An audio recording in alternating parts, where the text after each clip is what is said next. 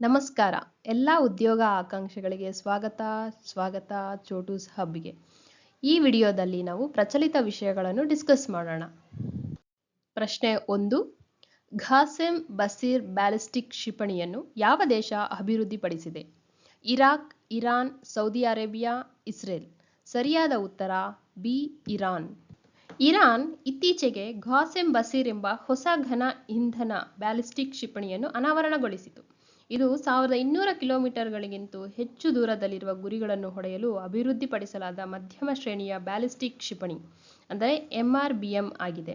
ಈ ಕ್ಷಿಪಣಿ ಸುಮಾರು 11 ಮೀಟರ್ ಉದ್ದವಿದ್ದು ಸುಮಾರು 8 ಟನ್ ತೂಕವಿರುತ್ತದೆ. ಇದು ತನ್ನ ದೇಹಕ್ಕೆ ಕಾರ್ಬನ್ ಫೈಬರ್ ಸಂಯೋಜಿತ ವಸ್ತುವನ್ನು ಬಳಸುತ್ತದೆ. ಇದು ಹಗುರ ಮತ್ತು ರಾಡಾರ್ನಿಂದ ಪತ್ತೆ ಹಚ್ಚಲು ಕಷ್ಟವಾಗುತ್ತದೆ. ಇದು ಘನ ಇಂಧನದ ಮೇಲೆ ಚಲಿಸುತ್ತದೆ. ಇದು ದ್ರವ ಇಂಧನ ಕ್ಷಿಪಣಿಗಳಿಗಿಂತ ವೇಗವಾಗಿ ಉಡಾವಣೆ ಮಾಡಲು ಮತ್ತು ಸಂಗ್ರಹಿಸಲು ಸುಲಭವಾಗುತ್ತದೆ. ಇದು ಮ್ಯಾಕ್ 12 ವರೆಗಿನ ವೇಗವನ್ನು ತಲುಪಬಹುದು. ಥರ್ಮಲ್ ಇಮೇಜಿಂಗ್ ಸಂವೇದಕವು ಹಾರಾಟದ ಅಂತಿಮ ಹಂತದಲ್ಲಿ ಶಾಖವನ್ನು ಬಳಸಿಕೊಂಡು ಗುರಿಗಳನ್ನು ಪತ್ತೆ ಹಚ್ಚಲು ಸಹಾಯ ಮಾಡುತ್ತದೆ. ಇದು ಮ್ಯಾನ್ಯೂವರಬಲ್ ರೀಎಂಟ್ರಿ ವೆಹಿಕಲ್ MARV ಅನ್ನು ಹೊಂದಿದ್ದು, ಅದು ರಾಡಾರ್ ಅನ್ನು ತಲುಪಿಸಲು ಮತ್ತು ನಿಖರತೆಯನ್ನು ಸುಧಾರಿಸಲು ಮಧ್ಯ ಹಾರಾಟವನ್ನು ಬೇರ್ಪಡಿಸುತ್ತದೆ. ನಾಗರಿಕ ಟ್ರಕ್ಗಳಂತೆ ಕಾಣುವ ವಾಹನಗಳಿಂದಲೂ ಇದನ್ನು ಮೊಬೈಲ್ ಟ್ರಾನ್ಸ್ಪೋರ್ಟರ್ ಎರೆಕ್ಟರ್ ಲಾಂಚರ್ಗಳಿಂದ ಉಡಾಯಿಸಬಹುದು. ಎರಡನೇ ಪ್ರಶ್ನೆ. ಚುನಾವಣಾ ಸೇವೆಗಳನ್ನು ಸುಗಮಗೊಳಿಸಲು ಭಾರತೀಯ ಚುನಾವಣಾ ಆಯೋಗವು ಅಭಿವೃದ್ಧಿಪಡಿಸುತ್ತಿರುವ ಡಿಜಿಟಲ್ ವೇದಿಕೆಯ ಹೆಸರೇನು? ಎಲೆಕ್ಟ್ರಾಟರ್, ಒನ್ ವೋಟ್, ಈಸಿನೆಟ್, ಯಾವುದೂ ಅಲ್ಲ. ಸರಿಯಾದ ಉತ್ತರ ಸಿ. ಈಸಿನೆಟ್. ಇದರ ವಿವರಣೆ ಹೀಗಿರುತ್ತದೆ. ಚುನಾವಣಾ ಸೇವೆಗಳು ಸುಗಮಗೊಳಿಸಲು ಭಾರತೀಯ ಚುನಾವಣಾ ಆಯೋಗ ಅಂದರೆ ECI ಶೀಘ್ರದಲ್ಲೇ ಈಸಿನೆಟ್ ಎಂಬ ಹೊಸ ಡಿಜಿಟಲ್ ವೇದಿಕೆಯನ್ನು ಪ್ರಾರಂಭಿಸಲಿದೆ. ಈಸಿನೆಟ್ ಮತದಾರರು, ಚುನಾವಣಾ ಅಧಿಕಾರಿಗಳು, ರಾಜಕೀಯ ಪಕ್ಷಗಳು ಮತ್ತು ನಾಗರಿಕ ಸಮಾಜಕ್ಕಾಗಿ ಏಕಬಿಂದು ಬಳಕೆದಾರ ಸ್ನೇಹಿ ಇಂಟರ್ಫೇಸ್ ಆಗಿದೆ. ಇದು ECIಯ 40ಕ್ಕೂ ಹೆಚ್ಚು ಅಸ್ತಿತ್ವದಲ್ಲಿರುವ ಮೊಬೈಲ್ ಮತ್ತು ವೆಬ್ ಅಪ್ಲಿಕೇಶನ್ಗಳನ್ನು ಒಂದೇ ವೇದಿಕೆಯಲ್ಲಿ ಸಂಯೋಜಿಸುತ್ತದೆ. Voter helpline, voter turnout, C-vigil Suvidha 2.0, electoral search ಮತ್ತು ಮ್ಯಾನೇಜ್ಮೆಂಟ್ ಸಿಸ್ಟಮ್, ಸಕ್ಷಮ್ ಮತ್ತು ನೋ ಯುವರ್ ಕ್ಯಾಂಡಿಡೇಟ್ KYC ನಂತಹ ಜನಪ್ರಿಯ ಅಪ್ಲಿಕೇಶನ್ಗಳನ್ನು ಇದರಲ್ಲಿ ವಿಲೀನಗೊಳಿಸಲಾಗುತ್ತದೆ. ಇದು ಕ್ಲೀನ್ ಯೂಸರ್ ಇಂಟರ್ಫೇಸ್ UI ಮತ್ತು ಸುಗಮ ಬಳಕೆದಾರರ ಅನುಭವವನ್ನು ನೀಡುತ್ತದೆ. ಇದು ಬಹು ಅಪ್ಲಿಕೇಶನ್ಗಳನ್ನು ಡೌನ್ಲೋಡ್ ಮಾಡುವ ಅಗತ್ಯವನ್ನು ಕಡಿಮೆ ಮಾಡುತ್ತದೆ. ಈಸಿನೆಟ್ 1950-1951ರ ಜನತಾ ಪ್ರಾತಿನಿಧ್ಯ ಕಾಯ್ದೆ ಮತ್ತು ಸಂಬಂಧಿತ ನಿಯಮಗಳು ಮತ್ತು ಮಾರ್ಗಸೂಚಿಗಳನ್ನು ಅನುಸರಿಸುತ್ತದೆ. ಪ್ರಶ್ನೆ 3. ಸಂಜಯ್ ಗಾಂಧಿ ರಾಷ್ಟ್ರೀಯ ಉದ್ಯಾನವನ SGNP ಯಾವ ರಾಜ್ಯದಲ್ಲಿದೆ? ಮಹಾರಾಷ್ಟ್ರ, ಕರ್ನಾಟಕ, ಆಂಧ್ರಪ್ರದೇಶ, ಒಡಿಶಾ. ಸರಿಯಾದ ಉತ್ತರ ಮಹಾರಾಷ್ಟ್ರ. ಇದರ ವಿವರಣೆ ಹೀಗಿರುತ್ತದೆ. ಇತ್ತೀಚಿನ ಜನಗಣತಿಯ ಪ್ರಕಾರ ಮುಂಬೈನಲ್ಲಿರುವ ಸಂಜಯ್ ಗಾಂಧಿ ರಾಷ್ಟ್ರೀಯ ಉದ್ಯಾನವನವು ಕನಿಷ್ಠ 54 ಚಿರತೆಗಳಿಗೆ ನೆಲೆಯಾಗಿದೆ. ಇದು ವನ್ಯಜೀವಿಗಳು ನಗರ ಜೀವನದೊಂದಿಗೆ ಹೇಗೆ ಸಹಬಾಳ್ವೆ ನಡೆಸಬಹುದು ಎಂಬುದನ್ನು ತೋರಿಸುತ್ತದೆ. SGNP ಮಹಾರಾಷ್ಟ್ರದ ಮುಂಬೈನ ಉತ್ತರ ಭಾಗದಲ್ಲಿರುವ ಬೋರಿವಲಿಯ ಬಳಿಯಿರುವ ಒಂದು ದೊಡ್ಡ ಸಂರಕ್ಷಿತ ಪ್ರದೇಶವಾಗಿದೆ. ಇದು ಥಾಣೆ ಜಿಲ್ಲೆ ಮತ್ತು ಮುಂಬೈ ಉಪನಗರ ಜಿಲ್ಲೆ ಎರಡರಲ್ಲೂ ಹರಡಿದೆ. ಮೊದಲು ಕೃಷ್ಣಗಿರಿ ರಾಷ್ಟ್ರೀಯ ಉದ್ಯಾನವನ ಎಂದು ಕರೆಯಲ್ಪಡುತ್ತಿದ್ದ ಇದನ್ನು 1974ರಲ್ಲಿ ಬೋರಿವಲಿ ರಾಷ್ಟ್ರೀಯ ಉದ್ಯಾನವನ ಮತ್ತು ನಂತರ 1981ರಲ್ಲಿ ಸಂಜಯ್ ಗಾಂಧಿಯವರ ಗೌರವಾರ್ಥವಾಗಿ ಸಂಜಯ್ ಗಾಂಧಿ ರಾಷ್ಟ್ರೀಯ ಉದ್ಯಾನವನ ಎಂದು ಮರುನಾಮಕರಣ ಮಾಡಲಾಯಿತು. ಇದು 103 ಚದರ ಕಿಲೋಮೀಟರ್ ವಿಸ್ತೀರ್ಣವನ್ನು ಹೊಂದಿದೆ. ಇದು ವಿಶ್ವದ ಯಾವುದೇ ನಗರದೊಳಗಿನ ಅತಿ ದೊಡ್ಡ ಉದ್ಯಾನವನಗಳಲ್ಲಿ ಒಂದಾಗಿದೆ. ಈ ಉದ್ಯಾನವನವು 1ನೇ ಮತ್ತು 10ನೇ ಶತಮಾನದ CE ನಡುವೆ ಬೌದ್ಧ ಸನ್ಯಾಸಿಗಳಿಂದ ಕೆತ್ತಿದ ಪ್ರಾಚೀನ ಕನ್ನೇರಿ ಗುಹೆಗಳನ್ನು ಹೊಂದಿದೆ. ಪ್ರಶ್ನೆ 4. ಇತ್ತೀಚೆಗೆ ಸುದ್ದಿಗಳಲ್ಲಿ ಕಂಡುಬಂದ MASH ಮೆಟಬಾಲಿಕ್ ಡಿಸ್ಫಂಕ್ಷನ್ ಅಸೋಸಿಯೇಟೆಡ್ ಸ್ಟೀಟೋಹೆಪಟೈಟಿಸ್ ಯಾವ ರೀತಿಯ ಕಾಯಿಲೆಯಾಗಿದೆ? ಆನುವಂಶಿಕ ಮೆದುಳಿನ ಅಸ್ವಸ್ಥತೆ, ಸ್ವಯಂ ನಿರೋಧಕ ಚರ್ಮದ ಸ್ಥಿತಿ, ಕೊಬ್ಬಿನ ಪಿತ್ತಜನಕಾಂಗದ ಕಾಯಿಲೆಯ ಗಂಭೀರ ರೂಪ, ಬ್ಯಾಕ್ಟೀರಿಯಾದ ಶ್ವಾಸಕೋಶದ ಸೋಂಕು. ಸರಿಯಾದ ಉತ್ತರ ಕೊಬ್ಬಿನ ಪಿತ್ತಜನಕಾಂಗದ ಕಾಯಿಲೆಯ ಗಂಭೀರ ಸ್ವರೂಪ. ಇದರ ವಿವರಣೆ ಹೀಗಿರುತ್ತದೆ. ನ್ಯೂ ಇಂಗ್ಲೆಂಡ್ ಜರ್ನಲ್ ಆಫ್ ಮೆಡಿಸಿನ್ನಲ್ಲಿ ನಡೆದ ಇತ್ತೀಚಿನ ಅಧ್ಯಯನವು ಸೆಮಾಗ್ಲುಟೈಡ್ನ ವಾರಕ್ಕೊಮ್ಮೆ ಸೇವಿಸುವ ಸೇವನೆಯ ಚಯಾಪಚಯ ಕ್ರಿಯೆಗೆ ಸಂಬಂಧಿಸಿದ ಸ್ಪೀಟೋಹೈಪಟೈಟಿಸ್ ಮ್ಯಾಶ್ ಚಿಕಿತ್ಸೆಯಲ್ಲಿ ಬಲವಾದ ಫಲಿತಾಂಶಗಳನ್ನು ತೋರಿಸುತ್ತದೆ ಎಂದು ಕಂಡುಹಿಡಿದಿದೆ. ಸೆಮಾಗ್ಲುಟೈಡ್ ಗ್ಲೂಕಗನ್ ತರಹದ ಪೆಪ್ಟೈಡ್ ಒಂದು ಗ್ರಾಹಕ ಅಗೋನಿಸ್ಟ್ ಆಗಿದ್ದು, ಇದನ್ನು ಮೊದಲು ಟೈಪ್ 2 ಮಧುಮೇಹಕ್ಕೆ ಚಿಕಿತ್ಸೆ ನೀಡಲು ಅಭಿವೃದ್ಧಿಪಡಿಸಲಾಗಿದೆ. ಮಧುಮೇಹಕ್ಕೆ ಬಳಸುವ ಓಜಂಪಿಕ್ ಮತ್ತು ತೂಕ ನಷ್ಟಕ್ಕೆ ಬಳಸುವ ವೆಗೋವಿಯಂತಹ ಔಷಧಿಗಳಲ್ಲಿ ಇದು ಮುಖ್ಯ ಘಟಕಾಂಶವಾಗಿದೆ. ಮ್ಯಾಶ್ ಎಂಬುದು ಆಲ್ಕೋಹಾಲ್ನಿಂದಲ್ಲ, ಚಯಾಪಚಯ ಸಮಸ್ಯೆಗಳಿಂದ ಉಂಟಾಗುವ ತೀವ್ರವಾದ ಕೊಬ್ಬಿನ ಪಿತ್ತಜನಕಾಂಗದ ಕಾಯಿಲೆಯಾಗಿದೆ. ಇದು ಕೊಬ್ಬಿನ ಶೇಖರಣೆ, ಉರಿಯೂತ ಮತ್ತು ಯಕೃತ್ತಿನ ಗುರುತುಗಳನ್ನು ಒಳಗೊಂಡಿರುತ್ತದೆ ಮತ್ತು ಬೊಜ್ಜು, ಮಧುಮೇಹ ಹಾಗೂ ಅಧಿಕ ಅಪೌಷ್ಟಿಕತೆಯ ಸಂಬಂಧಿಸಿದೆ. ಚಿಕಿತ್ಸೆ ನೀಡದಿದ್ದರೆ ಮ್ಯಾಶ್ ಸಿರೋಸಿಸ್ ಅಥವಾ ಯಕೃತ್ತಿನ ವೈಫಲ್ಯಕ್ಕೆ ಕಾರಣವಾಗಬಹುದು. ಪ್ರಶ್ನೆ 5. 2025ರ ವಿಶ್ವ ಆಸ್ತಮಾ ದಿನವನ್ನು ಯಾವ ದಿನದಂದು ಆಚರಿಸಲಾಗುತ್ತದೆ? ಮೇ 3, ಮೇ 4, ಮೇ 5, ಮೇ 6. ಸರಿಯಾದ ಉತ್ತರ ಮೇ 6. ಇದರ ವಿವರಣೆ ಹೀಗಿರುತ್ತದೆ. ವಿಶ್ವ ಆಸ್ತಮಾ ದಿನ 2025 ಮೇ 6ರಂದು ಆಚರಿಸಲಾಗುತ್ತದೆ. ಇದು ಮೇ ತಿಂಗಳ ಮೊದಲ ಮಂಗಳವಾರ. ಇದು ಆಸ್ತಮಾದ ಬಗ್ಗೆ ಜಾಗೃತಿ ಮೂಡಿಸಲು global initiative for asthma GINA ಪ್ರತಿ ವರ್ಷ ಆಯೋಜಿಸುವ ಜಾಗತಿಕ ಕಾರ್ಯಕ್ರಮವಾಗಿದೆ. ಆಸ್ತಮಾ, ಅದರ ಪ್ರಚೋದಕಗಳು ಮತ್ತು ಅದು ದೈನಂದಿನ ಜೀವನದ ಮೇಲೆ ಹೇಗೆ ಪರಿಣಾಮ ಬೀರುತ್ತದೆ ಎಂಬುದರ ಕುರಿತು ಜನರಿಗೆ ಶಿಕ್ಷಣ ನೀಡುವುದರ ಮೇಲೆ ಈ ದಿನವು ಕೇಂದ್ರೀಕರಿಸುತ್ತದೆ. ಇದು 1998ರಲ್ಲಿ ಸ್ಪೇನ್ನ ಬಾರ್ಸಿಲೋನಾದಲ್ಲಿ ನಡೆದ ಮೊದಲ ವಿಶ್ವ ಆಸ್ತಮಾ ಸಭೆಯ ಸಮಯದಲ್ಲಿ ಪ್ರಾರಂಭವಾಯಿತು. 2025ರ ವಿಶ್ವ ಆಸ್ತಮಾ ದಿನದ ಥೀಮ್ ಎಲ್ಲರಿಗೂ ಇನ್ಹೇಲ್ಡ್ ಚಿಕಿತ್ಸೆಗಳನ್ನು ಲಭ್ಯವಾಗುವಂತೆ ಮಾಡಿ. ಈ ಥೀಮ್ ಆಸ್ತಮಾ ಹೊಂದಿರುವ ಪ್ರತಿಯೊಬ್ಬರೂ ಉತ್ತಮ ನಿಯಂತ್ರಣಕ್ಕಾಗಿ ಇನ್ಹೇಲ್ಡ್ ಔಷಧಿಗಳನ್ನು ಪ್ರವೇಶಿಸುವ ತುರ್ತು ಅಗತ್ಯವನ್ನು ಎತ್ತಿ ತೋರಿಸುತ್ತದೆ. ಆಸ್ತಮಾ ದೀರ್ಘಕಾಲದ ಕಾಯಿಲೆಯಾಗಿದ್ದು, ಅಲ್ಲಿ ಶ್ವಾಸಕೋಶದ ವಾಯುಮಾರ್ಗಗಳು ಕಿರಿದಾಗುತ್ತದೆ, ಊದಿಕೊಳ್ಳುತ್ತದೆ ಮತ್ತು ಹೆಚ್ಚುವರಿ ಲೋಳೆಯನ್ನು ಉತ್ಪಾದಿಸುತ್ತದೆ. ಪ್ರಶ್ನೆ 6. 2025ರ ಮಾನವ ಅಭಿವೃದ್ಧಿ ಸೂಚ್ಯಂಕ HDI-ರಲ್ಲಿ ಭಾರತ ಎಷ್ಟನೇ ಸ್ಥಾನದಲ್ಲಿದೆ? 128, 130, 135, 139. ಸರಿಯಾದ ಉತ್ತರ 130ನೇ ಸ್ಥಾನದಲ್ಲಿರುತ್ತದೆ.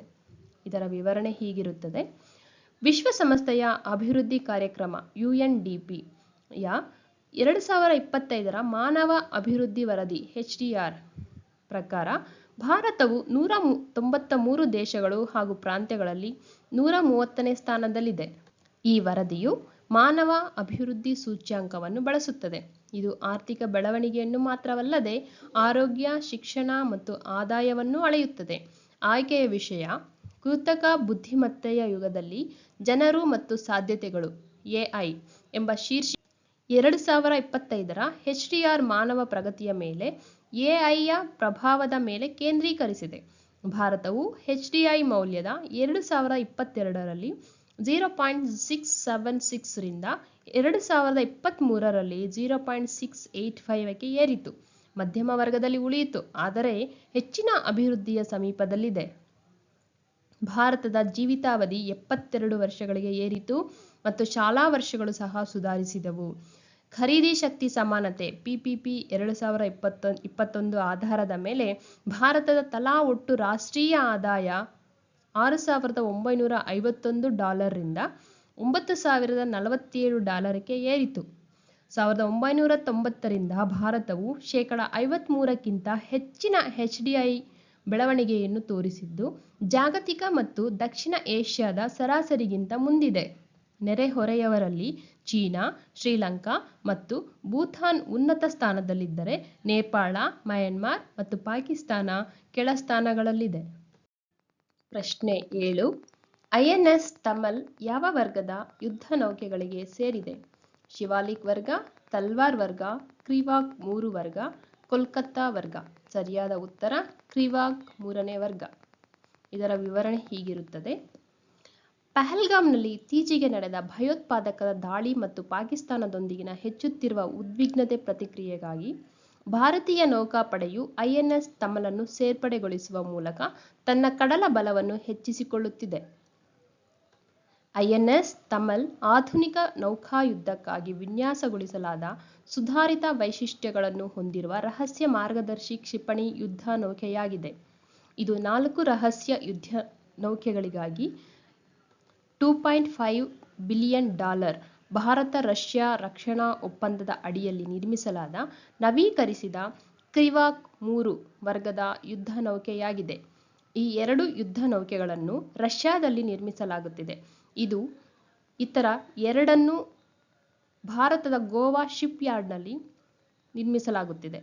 ಈ ವರ್ಗದ ಮೊದಲ ಯುದ್ಧ ನೌಕೆ INS ತುಶಿಲ್ ಡಿಸೆಂಬರ್ 2024ರಲ್ಲಿ ಭಾರತೀಯ ನೌಕಾಪಡೆಗೆ ಸೇರಿತು. INS ತಮಲ್ ಕೊನೆಯ ಆಮದು ಮಾಡಿಕೊಂಡ ಯುದ್ಧ ನೌಕೆಯಾಗಿದ್ದು, ಭಾರತ ತನ್ನದೇ ಆದ ಯುದ್ಧ ನೌಕೆಗಳನ್ನು ನಿರ್ಮಿಸುವ ಬದಲಾವಣೆಯನ್ನು ಸೂಚಿಸುತ್ತದೆ. ಉಳಿದ 2 ಯುದ್ಧ ನೌಕೆಗಳಾದ INS ಟ್ರಿಪ್ಟ್ ಮತ್ತು INS ತವಾಸ್ಯವನ್ನು ಸುಮಾರು 13,000 ಕೋಟಿ ರು ಮೌಲ್ಯದ ತಂತ್ರಜ್ಞಾನ ವರ್ಗಾವಣೆ ಒಪ್ಪಂದದಡಿಯಲ್ಲಿ ಭಾರತದಲ್ಲಿ ನಿರ್ಮಿಸಲಾಗುತ್ತಿದೆ. ಪ್ರಶ್ನೆ 8. ಭೀಮಗಢ್ ವನ್ಯಜೀವಿ ಅಭಯಾರಣ್ಯವು ಯಾವ ರಾಜ್ಯದಲ್ಲಿದೆ? ಒಡಿಶಾ, ಮಹಾರಾಷ್ಟ್ರ, ಆಂಧ್ರಪ್ರದೇಶ, ಕರ್ನಾಟಕ. ಉತ್ತರ ಕರ್ನಾಟಕ. ಇದರ ವಿವರಣೆ ಹೀಗಿರುತ್ತದೆ. ಖಾನಾಪುರ ತಾಲೂಕಿನಲ್ಲಿರುವ ಪರಿಸರ ಸೂಕ್ಷ್ಮ ಭೀಮಗಢ್ ವನ್ಯಜೀವಿ ಅಭಯಾರಣ್ಯದಲ್ಲಿ BWS ಸಾರ್ವಜನಿಕ ಅತಿಕ್ರಮಣವು ಇತ್ತೀಚೆಗೆ ಸಂರಕ್ಷಣಾ ಕಾರ್ಯದಲ್ಲಿ ಪ್ರಮುಖ ಕಳವಳವನ್ನು ಹುಟ್ಟುಹಾಕಿದೆ. ಭೀಮಗಢ್ ವನ್ಯಜೀವಿ ಅಭಯಾರಣ್ಯವು ಕರ್ನಾಟಕದ ಬೆಳಗಾವಿ ಜಿಲ್ಲೆಯ ಪಶ್ಚಿಮ ಘಟ್ಟದಲ್ಲಿದೆ. ಇದರ ಶ್ರೀಮಂತ ಜೀವವೈವಿಧ್ಯತೆಯನ್ನು ರಕ್ಷಿಸಲು ಇದನ್ನು ಡಿಸೆಂಬರ್ 2011ರಲ್ಲಿ ವನ್ಯಜೀವಿ ಅಭಯಾರಣ್ಯವೆಂದು ಘೋಷಿಸಲಾಯಿತು. ಪೋರ್ಚುಗೀಸ್ ಪಡೆಗಳಿಂದ ರಕ್ಷಿಸಲು 17ನೇ ಶತಮಾನದಲ್ಲಿ ಶಿವಾಜಿ ಮಹಾರಾಜರು ನಿರ್ಮಿಸಿದ ಐತಿಹಾಸಿಕ ಭೀಮಗಢ್ ಕೋಟೆಯ ನಂತರ ಈ ಅಭಯಾರಣ್ಯಕ್ಕೆ ಹೆಸರಿಡಲಾಯಿತು. ಇದು ದಾಂಡೇಲಿ ವನ್ಯಜೀವಿ ಅಭಯಾರಣ್ಯ, ಭಗವಾನ್ ಮಹಾವೀರ ಅಭಯಾರಣ್ಯ, ಮೊಲ್ಲೆಂ ರಾಷ್ಟ್ರೀಯ ಉದ್ಯಾನವನ, ನೇತ್ರಾವಳಿ ವನ್ಯಜೀವಿ ಅಭಯಾರಣ್ಯ ಮತ್ತು ಮಹದೈ ವನ್ಯಜೀವಿ ಅಭಯಾರಣ್ಯದ ಗಡಿಯಾಗಿದೆ. ಪ್ರಶ್ನೆ 9. IXPE ಇಮೇಜಿಂಗ್ ಎಕ್ಸ್-ರೇ ಪೋಲರಿಮೆಟ್ರಿ ಎಕ್ಸ್ಪ್ಲೋರರ್ ಯಾವ 2 ಬಾಹ್ಯಾಕಾಶ ಸಂಸ್ಥೆಗಳ ಜಂಟಿ ಕಾರ್ಯಾಚರಣೆಯಾಗಿದೆ? ಆಯ್ಕೆ 1 ರಾಷ್ಟ್ರೀಯ ವಾಯುಯಾನ ಮತ್ತು ಬಾಹ್ಯಾಕಾಶ ಆಡಳಿತ ಮತ್ತು ಯುರೋಪಿಯನ್ ಬಾಹ್ಯಾಕಾಶ ಸಂಸ್ಥೆ. ಆಯ್ಕೆ 2 ಯುರೋಪಿಯನ್ ಬಾಹ್ಯಾಕಾಶ ಸಂಸ್ಥೆ ಮತ್ತು ಭಾರತೀಯ ಬಾಹ್ಯಾಕಾಶ ಸಂಶೋಧನಾ ಸಂಸ್ಥೆ. ಆಯ್ಕೆ 3 ರಾಷ್ಟ್ರೀಯ ವಾಯುಯಾನ ಮತ್ತು ಬಾಹ್ಯಾಕಾಶ ಆಡಳಿತ ಮತ್ತು ಇಟಾಲಿಯನ್ ಬಾಹ್ಯಾಕಾಶ ಸಂಸ್ಥೆ. ಆಯ್ಕೆ 4 ಭಾರತೀಯ ಬಾಹ್ಯಾಕಾಶ ಸಂಶೋಧನಾ ಸಂಸ್ಥೆ ಮತ್ತು ಇಟಾಲಿಯನ್ ಬಾಹ್ಯಾಕಾಶ ಸಂಸ್ಥೆ. ಸರಿಯಾದ ಉತ್ತರ ಸಿ ರಾಷ್ಟ್ರೀಯ ವಾಯುಯಾನ ಮತ್ತು ಬಾಹ್ಯಾಕಾಶ ಆಡಳಿತ ಮತ್ತು ಇಟಾಲಿಯನ್ ಬಾಹ್ಯಾಕಾಶ ಸಂಸ್ಥೆ. ಇದರ ವಿವರಣೆ ಹೀಗಿರುತ್ತದೆ. ನಾಸಾದ ಇಮೇಜಿಂಗ್ ಎಕ್ಸ್-ರೇ ಪೋಲರಿಮೆಟ್ರಿ ಎಕ್ಸ್ಪ್ಲೋರರ್ IXPE ಇತ್ತೀಚೆಗೆ ಕಪ್ಪು ಕುಳಿ ಜೆಟ್ಗಳಲ್ಲಿ ಎಕ್ಸ್-ರೇ ಹೊರಸೂಸುವಿಕೆಯ ಹಿಂದಿನ ರಹಸ್ಯವನ್ನು ಪರಿಹರಿಸಿದೆ. IXPE ಎಂಬುದು ರಾಷ್ಟ್ರೀಯ ಏರೋನಾಟಿಕ್ಸ್ ಮತ್ತು ಬಾಹ್ಯಾಕಾಶ ಆಡಳಿತ ನಾಸಾ ಮತ್ತು ಇಟಾಲಿಯನ್ ಬಾಹ್ಯಾಕಾಶ ಸಂಸ್ಥೆಯಿಂದ ಜಂಟಿ ಉಪಗ್ರಹ ಕಾರ್ಯಾಚರಣೆಯಾಗಿದ್ದು, ಇದನ್ನು ಡಿಸೆಂಬರ್ 9, 2021ರಂದು ಉಡಾವಣೆ ಮಾಡಲಾಗಿದೆ. ಇದು ಎಕ್ಸ್-ರೇ ಬೆಳಕಿನ ಧ್ರುವೀಕರಣವನ್ನು ಅಳೆಯಲು ವಿನ್ಯಾಸಗೊಳಿಸಲಾದ ಮೊದಲ ಉಪಗ್ರಹವಾಗಿದ್ದು, ವಿಜ್ಞಾನಿಗಳು ತೀವ್ರ ಕಾಸ್ಮಿಕ್ ಪರಿಸರವನ್ನು ಅಧ್ಯಯನ ಮಾಡಲು ಸಹಾಯ ಮಾಡುತ್ತದೆ. ಈ ಕಾರ್ಯಾಚರಣೆಯು ಬ್ಲೇಸರ್ಗಳ ಮೇಲೆ ಕೇಂದ್ರೀಕರಿಸಿದೆ.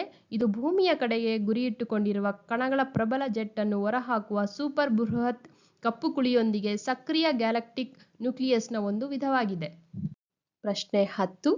ಗೋದಾವರಿ ಜಲಾನಯನ ಪ್ರದೇಶದಲ್ಲಿ ಪ್ರಾಚೀನ ಕಾಡ್ಗಿಚ್ಚುಗಳ ಪ್ಯಾಲಿಯೋಫೈಯರ್ಗಳು ಪುರಾವೆಗಳನ್ನು ವಿಜ್ಞಾನಿಗಳು ಇತ್ತೀಚೆಗೆ ಯಾವ ಭೂವೈಜ್ಞಾನಿಕ ಅವಧಿಯಿಂದ ಪತ್ತೆ ಹಚ್ಚಿದ್ದಾರೆ?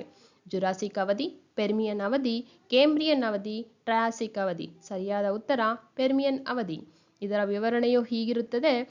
ವಿಜ್ಞಾನಿಗಳು ಇತ್ತೀಚೆಗೆ ಗೋದಾವರಿ ಜಲಾನಯನ ಪ್ರದೇಶದಲ್ಲಿ ಸುಮಾರು 250 ಮಿಲಿಯನ್ ವರ್ಷಗಳ ಹಿಂದೆ ಪೆರ್ಮಿಯನ್ ಅವಧಿಯಿಂದ ಪ್ಯಾಲಿಯೋಫೈಯರ್ಸ್ ಎಂದು ಕರೆಯಲ್ಪಡುವ ಪ್ರಾಚೀನ ಕಾಡ್ಗಿಚ್ಚಿನ ಚಿಹ್ನೆಗಳನ್ನು ಕಂಡುಕೊಂಡರು.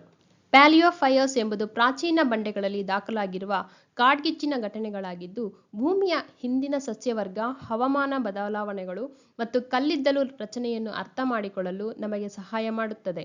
ಈ ಅಧ್ಯಯನವು ಲೇಟ್ ಸಿಲೂರಿಯನ್ ನಿಂದ ಪ್ರಸ್ತುತ ಕ್ವಾಟರ್ನರಿ ಅವಧಿಯವರೆಗಿನ ದೀರ್ಘ ಭೂವೈಜ್ಞಾನಿಕ ಕಾಲಮಾನವನ್ನು ಒಳಗೊಂಡಿದೆ.